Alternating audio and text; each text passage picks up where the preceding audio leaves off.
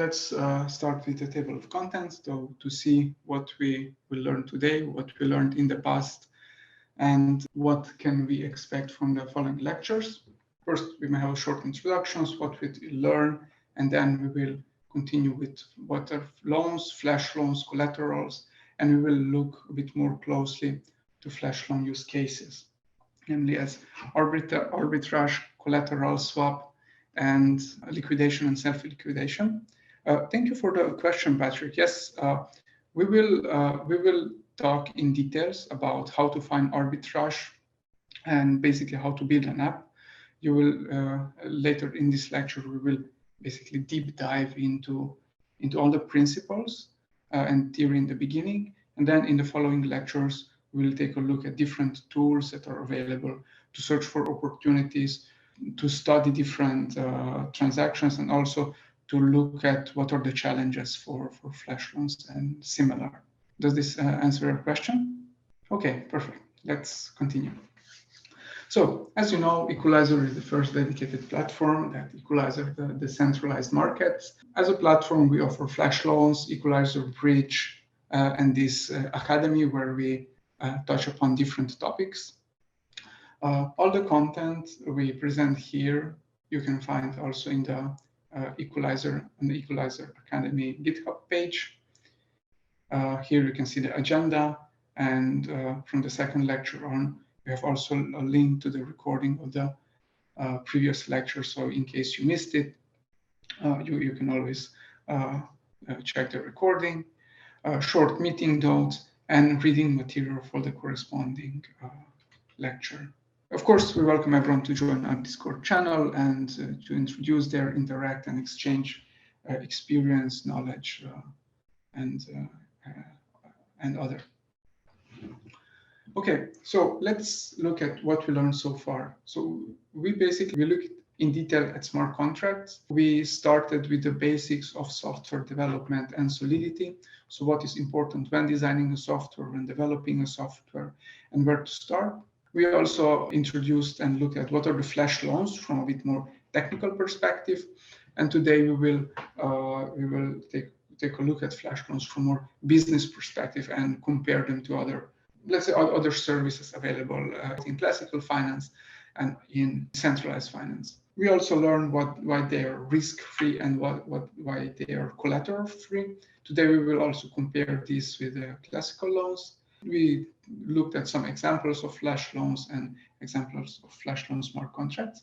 At the end of this lecture, I will guide you quickly through a process of how to deploy and interact with the smart contract using a web interface. So what we will learn today, as mentioned before, we are looking at more from business perspective of flash loans and for what purposes they are used. We will take a detailed look at arbitrage, which is the most frequent use of flash loans. We will also present what is a collateral swap and liquidation or self-liquidation for you to understand for what purposes flash loans can be used. Okay, so first let's take a look at at classical loans and try to understand how they are built and how they are offered. So collateral refers to an asset that a lender accepts as a security for a loan.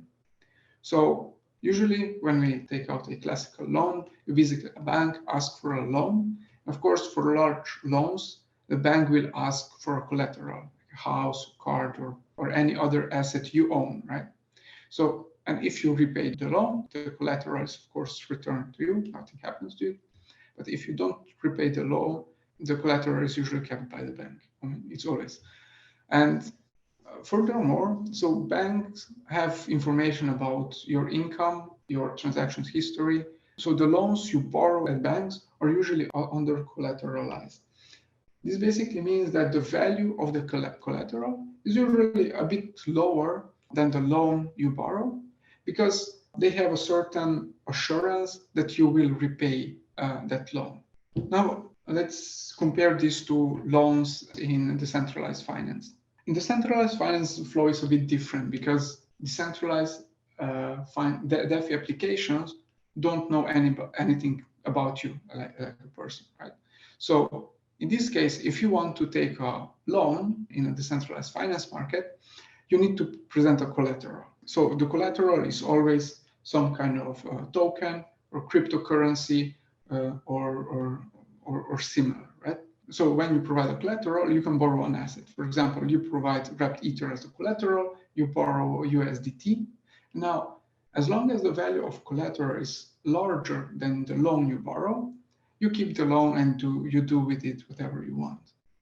However, if the value of the collateral falls under the value of your loan, your position will be liquidated, meaning that the DeFi protocol will terminate the loan and keep the collateral. Of course, if you repay the loan, you will receive the collateral back. So if you borrowed 1,000 USDT, when you return the USDT, you will return the wrapped Ether you provided as a collateral. Now, since decentralized finance applications don't know anything about you or your income, the loans are basically always over-collateralized, meaning that the value of the collateral is always higher than the assets you borrow.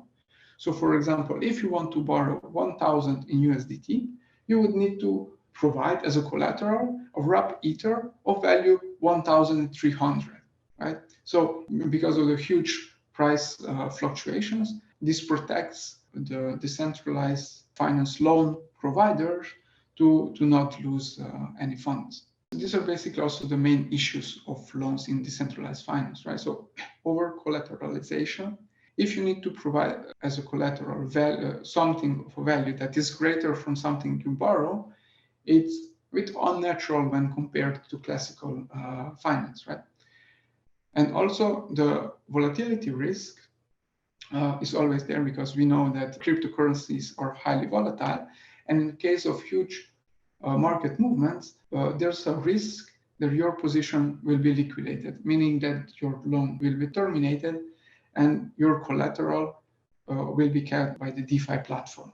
There are also, of course, loan and transaction fees. Every time you repay a loan, you also need to pay for the transaction costs, which on some blockchains are not very low, right? So this makes decentralized finance loans a bit unappealing.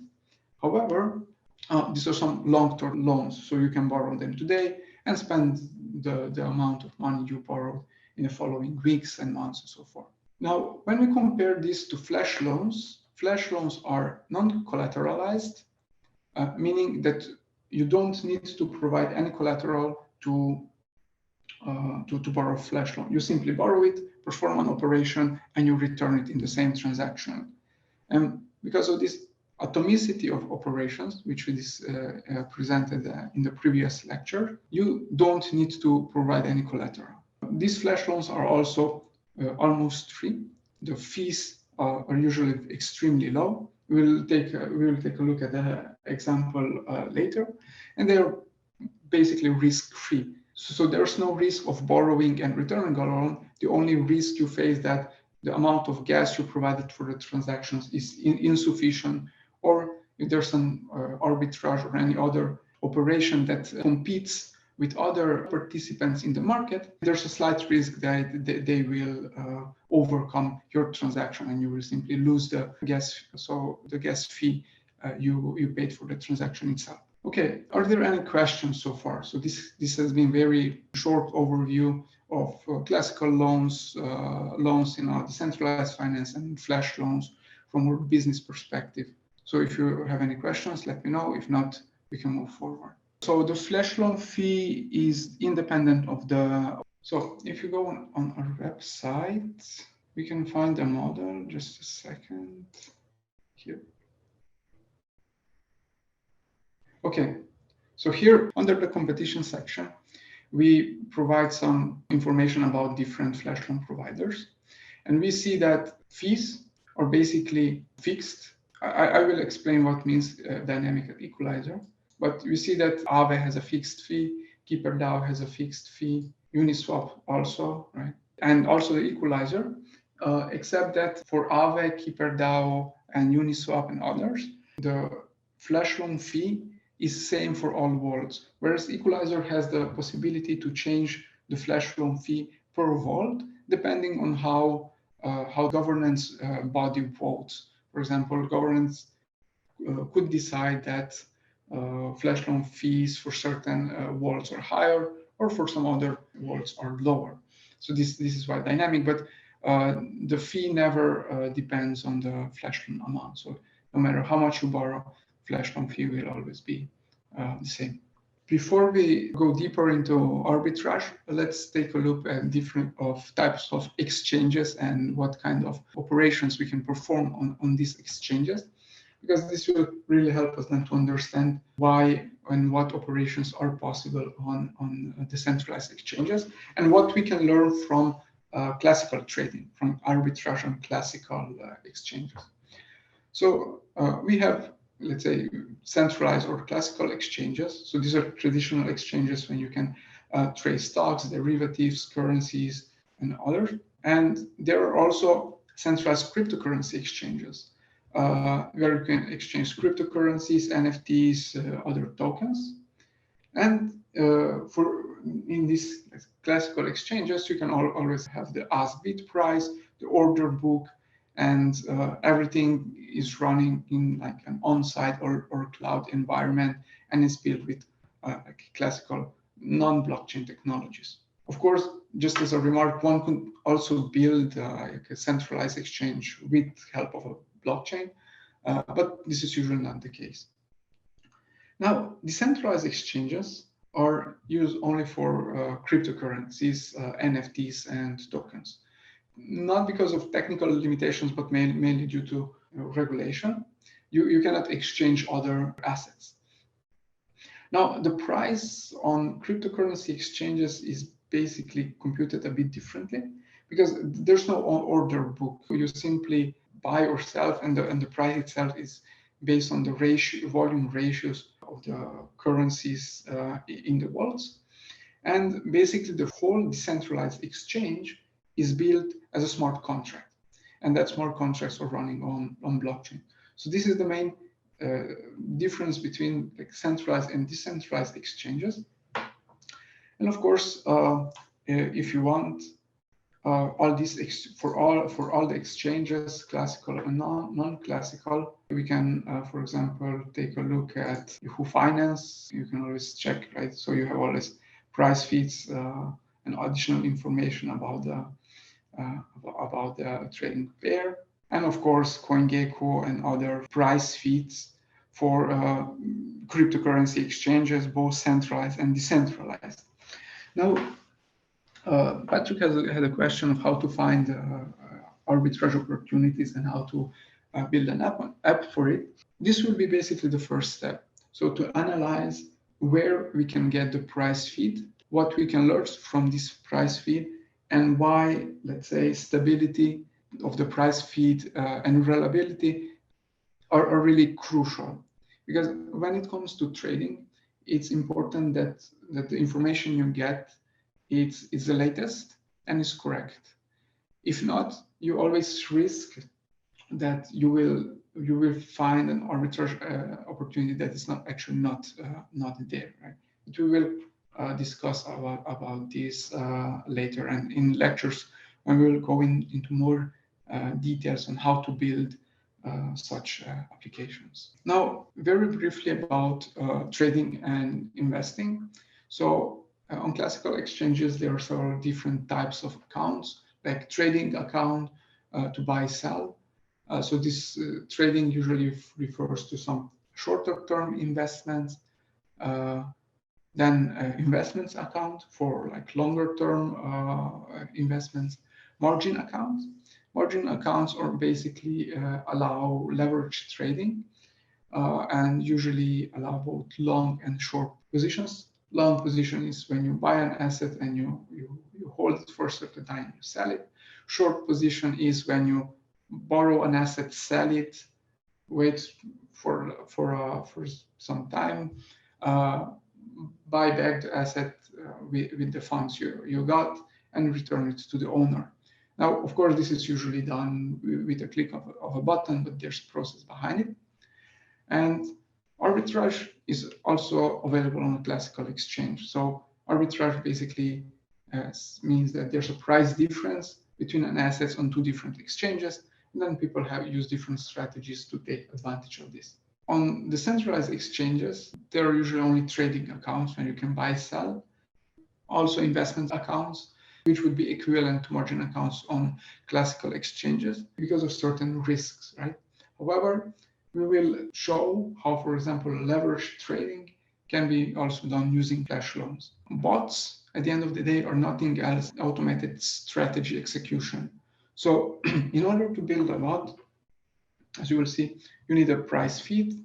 Once you have the price feed, you need to know how to find opportunities. Once you find an opportunity, you need to have a strategy how to execute the transactions to be profitable and better and overcome other transactions in the pool. Arbitrage is the simultaneous purchase and sale of the same asset in different markets in order to profit from tiny difference in the asset's listed price. For example, Ethereum on exchange A costs $3,000 and on exchange B costs $3,100, right?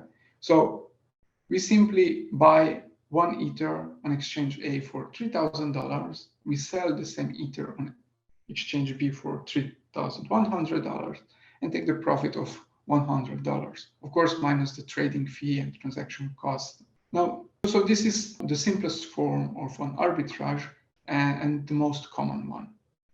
We will see that there are a bit more advanced strategies, but this is what most traders do. Now, issue we see here is that if I want to buy Ethereum on exchange A, I need to have $3,000 in my account in order to do it. If I want to buy more Ether, of course, I need more money. So the profit I can make with this simple scheme really depends on the amount of assets I already own. So now there's a question, can I buy 100 Ether instead of 1 Ether and then make 10,000 instead of 100? Well, basically yes. But if we follow this simple strategy that's not using flash loans, we need to have 300,000 at our disposal.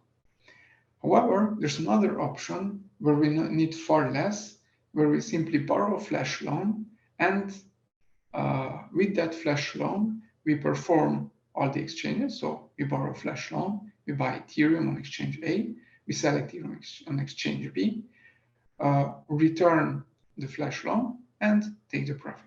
Now, let's look into this in more detail. So we can basically maximize the arbitrage profit with minimal investment using flash loans, right? For example, we borrow a flash loan that's worth 300,000 USDT. We buy 100 Ether, not one, at 3,000. And now we will have 100 Ether and we spend the USDT.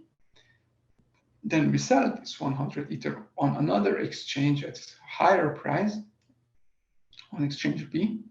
And now we will, of course, have 0 Ether and 310,000 USDT. We simply return the USDT, pay the small fee, 0.05%, from the profit we made, of course, and we keep around 9,800 USDT. So the only funds we really need to have at our disposal are the funds to pay for the gas fee, which on some blockchains like Binance Smart Chain is pretty cheap. On Ethereum, it can cost a few $100s, but instead of having 300,000 at our disposal, we can have far less. So this really enables everyone who wants to build a trading strategy, a trading bot, and perform arbitrage to actually perform this without having huge. So either allows you to make a larger profit by borrowing extra, or simply execute arbitrage that otherwise wouldn't be possible. Is there any question? Okay, front running.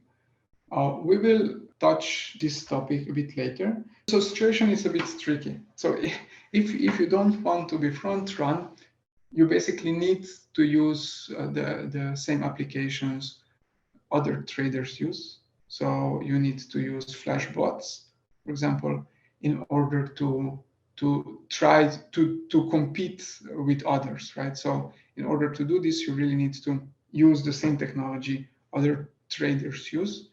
And in the following lectures, we'll look into more details how to actually do this, right? So how to combine different available services in order to build and execute different strategies. On this page, very briefly, what are the different arbitrage strategies that are possible? You will quickly see what is the pattern, and you can extend this even further. I will also explain what's the complexity when you include more and more pairs. So let's start with a very simple first strategy where we perform an arbitrage between an asset on two different exchanges. For example, we have two decentralized exchanges, same as before, and on decentralized exchange A, we buy Ethereum for price P1, and on the decentralized exchange B, we sell Ethereum for price P2. So if price on the second exchange where we sell the asset is higher than the price one minus the fee, we will make profit. So this is a very generic recipe to compute an arbit or to find an arbitrage opportunity between a pair on two different decentralized exchanges. So what you will need as an input is a price feed from exchanges. We will take a look at this in the following lecture when we will discuss how to get high quality price feeds. And once you have those price feeds, you only need a very simple service that follows or tracks price changes on two different exchanges. And whenever you detect a price change on one exchange or the other, you simply compute if there's an opportunity or not. And if you find an opportunity, you simply trigger your transaction. Of course, there's this front-running issue, which we will also discuss, but this is the simplest idea in very high-level terms. Okay, do you have any question with this first strategy? Okay, now let's go to a bit more advanced. I mean, not so much advanced, but a strategy that has a bit more steps. It's more rare, harder to find, but these opportunities are also there. So in this case, in the second case, we will trade different currencies on the same decentralized exchange. Okay, so we have everything everywhere. We have a decentralized exchange A, and what we do. So first, we buy Ethereum with USDT for price P1. Okay, so we spend USDT, so we borrow USDT flash loan, buy Ether or wrapped Ether for price P1, and at the end of this operation, we have Ethereum.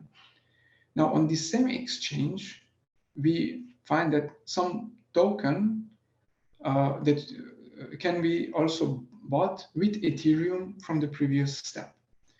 And price for this token in Ethereum is P2. So we spend the Ethereum we got in the first step, and now we have a token. Now we see that we can sell this token for USDT for price P3, right? So we spend the token, get USDT. Now here at the bottom, I listed a very simple equation that tells us what is the condition for this trade, for this to be an arbitrage. So this is what's usually called an arbitrage triplet. And if I multiply price 1, price 2, price 3, and if this is larger than 1, there's an arbitrage opportunity. And if you execute this, there's a probability that you make a profit. So here we see that search for such opportunities is a bit more complex because we need 1, 2, 3 exchanges instead of 2. And finding these opportunities is a bit more challenging, but it's also one of the possible strategies. And there's another variant of this strategy, where we try to find an arbitrage between different currencies on different decentralized exchanges, right? So this would happen on exchange A, B, and C. Logic is exactly the same. Rules are exactly the same, except that you need to compare prices on different exchanges and also adjust the smart contract to perform trades on these exchanges. I suggest you to take a look at this after the lecture and try in very simple terms, write with computer or paper, whatever, doesn't matter. Try to come up with some numbers and to check how these different strategies can be carried out. Now, what are the challenges for this for arbitrage? One was already mentioned before. So is the front running. Front running, it's happening everywhere, not only in decentralized exchanges, but also in centralized exchanges. And the main issue with front running is that you can lose the funds for the gas price. Now, of course, front running in Ethereum can happen at two levels. Either there are service providers like Flashbots who offer basically front running as a service, or the miners themselves, because miners, when they construct blocks, they know everything about the transactions that are included in that particular block. So you need to outrun both, basically. So this is why it's important to not reveal your trading strategy. This is why people also spend some time to try to hide the logic and don't publish the API of the smart contracts that perform these trading operations, in order to minimize the risk that others would find out about their whereabouts. Of course, I probably started with the hardest challenge, but there are others which are simpler and quite easily to overcome. These are challenges for finding profitable opportunities. From this, it's extremely important that you have a stable and reliable price feed. If this is not the case, you may find opportunities that are not there. I'd like to point out a potential issue. So you know that on blockchain, two things can happen. Either a blockchain client is not in sync, or basically three. So first is the client is not in sync. So it's important that if you try to get a price feed directly from blockchain client, that you have different sources. It is advisable to have at least two. The second one is the latency or the lag. If your price feed is too slow, you may miss the opportunity because next block might be mined before you manage to submit your transaction. And there's, of course, blockchain reordering. This is something that does not affect you much, but in case you found a profit and there's a chain reordering because of whatever reason, you will simply not have that profit anymore. So your transaction will not be included, or it might be included in a later block, which will, of course, just spend your gas fee because opportunity is no longer there. Then the second more important challenge is computing the optimal gas price. Namely, if the gas price is too low, your transaction won't be included in the next block. If the gas price is too high, you might lose the opportunity. The arbitrage might not be profitable anymore, because this is where you really compete with other traders. So everyone in the business is able to find the opportunities, and then it all boils down to front running and gas price computation, and then also who is the flash loan provider, how reliable that provider is, and so on. Okay, Philip, yes. So to overcome the latency and not being in sync can be mitigated by running the node yourself. It is also good to have a set, or maybe a backup price feed provider. We will talk a bit more about the price feeds in the following lecture, and we will take a look of how to design a solution that overcomes the latency issue. Yes, you can do flash loans on Polygon and also on Binance Smart Chain. Equalizer is available on Ethereum, Binance Smart Chain, and Polygon. We are also planning to extend our services on other blockchains. So yes, you can also do flash loans on basically you can do this on different decentralized exchanges. It is a bit more advanced topic, so we will not cover it yet. It's like also this cross-chain arbitrage, so arbitrage between pairs on different blockchains, not only on different decentralized exchanges, but this is a bit more advanced, so we will cover it later on. Okay, so executing the transaction fast or front running, we will take a look of how this is done today, what services you can use in order to be on par with other traders. Okay, this is Flashbot to skip mining pools. Yeah, okay, price slippage. When you find an arbitrage opportunity, you need to make sure that you also check what is the available volume and how the trade you make affects the price. Because if the liquidity of a token is very low and you try to buy a lot, it can increase the price a lot. For example, let's assume wrapped Ether has a very low liquidity, and if you buy 200, 300,000 worth of Ethereum, if you on the decentralized exchange with a flash loan, the price would simply jump for 10% or 2%, and you will simply lose the profit because the price at which you bought the asset would be already above the price on another decentralized exchange. Of course, there's a general rule in all stock markets. So more people know about a particular strategy, less efficient it becomes, the strategy itself. So market becomes more efficient, but your strategy becomes less efficient. Now let's take a look at other ways we can use flash loans for profit. So arbitrage opportunity, although most known to everyone, it's not the only way to make profit using flash loans. There's also so-called collateral swap. So in the first part of the lecture, I presented what over-collateralized loans mean, because collateral swap refers to assets which are actually borrowed on decentralized finance applications or dApps that offer over-collateralized loans.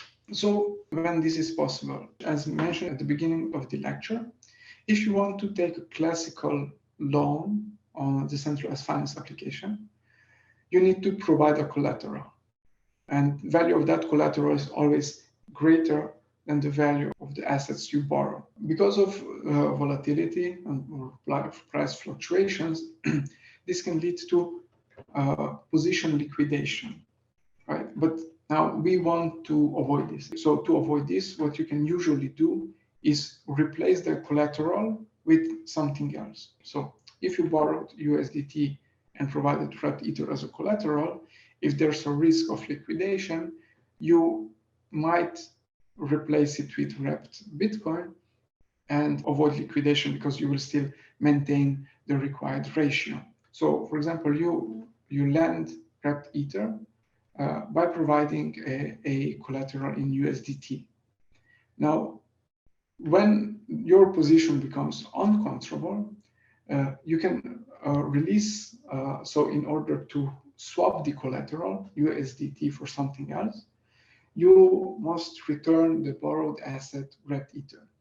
Now, let's assume that you already spent some of that wrapped Ether and you don't have it anymore.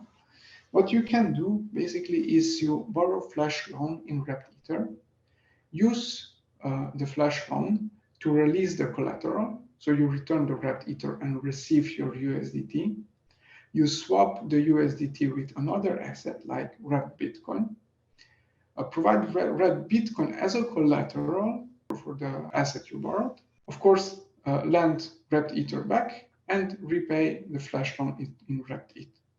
So basically, you can avoid liquidation or self-liquidation using flash loans if you don't have the funds to repay what you borrowed in case you're facing a liquidation. Liquidation and self-liquidation is basically very similar to collateral swap, except that here you can liquidate someone else's position.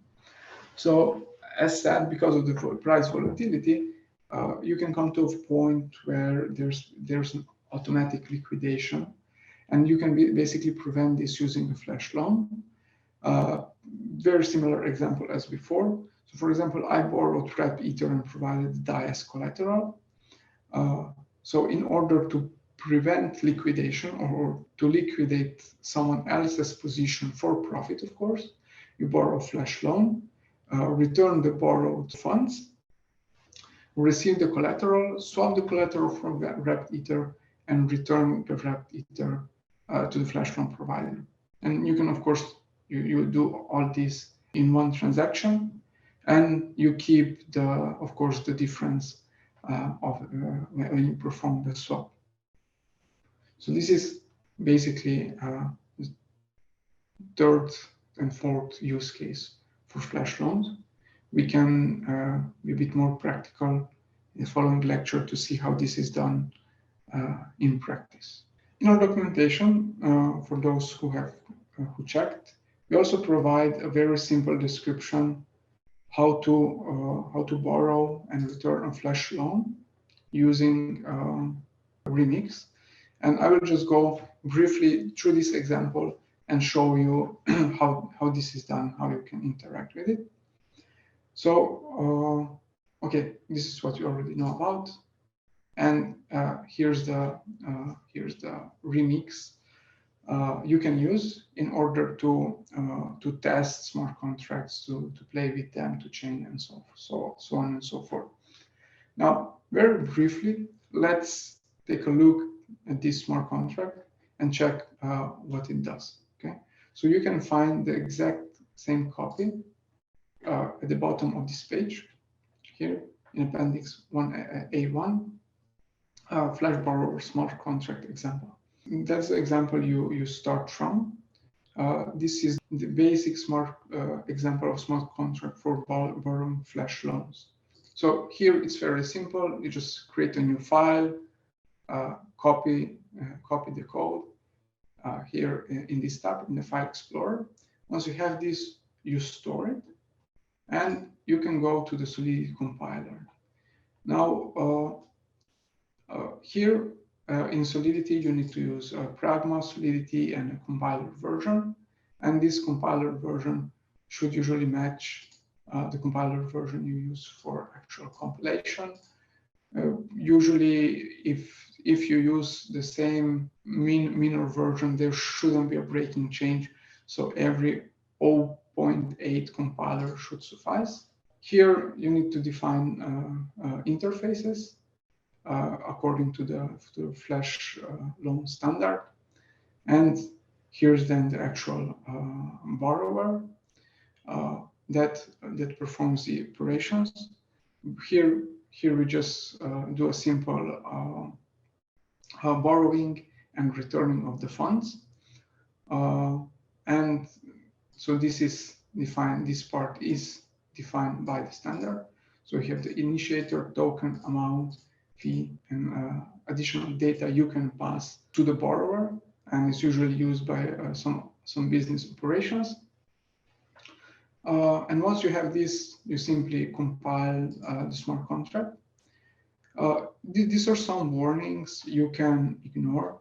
I mean, these warnings just say that these function parameters, not all of them are used, because you see we just need the sender, max integer, which is basically constant here.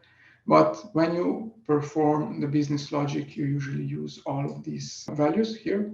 So you wouldn't get these warnings, but even if you get the warnings, the smart contract will compile. And then you can simply click here and you deploy the smart contract. Okay, so if you use the injected Web3, it will initiate your MetaMask. You select an account and simply deploy. So this smart contract is already deployed. We can see it here. So here's the smart contract. Here's the code. I put this already online. And then you can interact with this smart contract either here. So you put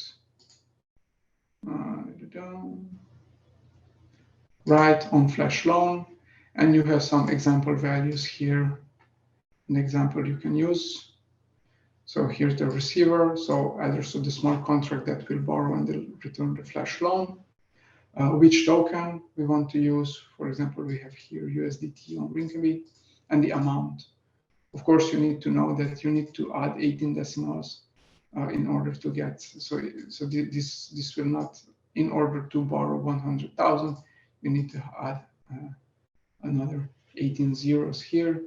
Execute the transactions, and voila. You can also do it here. If I click on transact, it will invoke my my MetaMask. I confirm, and here then I can follow what's going on with the transaction. This was a very brief walkthrough on how to deploy transactions, so how to deploy a smart contract and to interact with it. We see that this is already submitted and processed. Basically, that's more or less it. In the following lectures, we will focus more on this part. Yes, on this part. Yes, basically we already started, right? So I invite you. So there's a question: will we be taught about creating flashbots and business strategies? Well, this is what we already started, right? So here I presented different strategies, and start investigating this. And if you have any questions, let us know on Discord, and we will be very happy to share more information with you. But when we discuss about business strategies, this is the very first step. So arbitrage strategies, collateral swap, and liquidation and self-liquidation. And in the following lecture, we'll go into more details on these operations and also look at more practical examples. Okay, thank you very much for joining, and looking forward to meet you in the next lecture.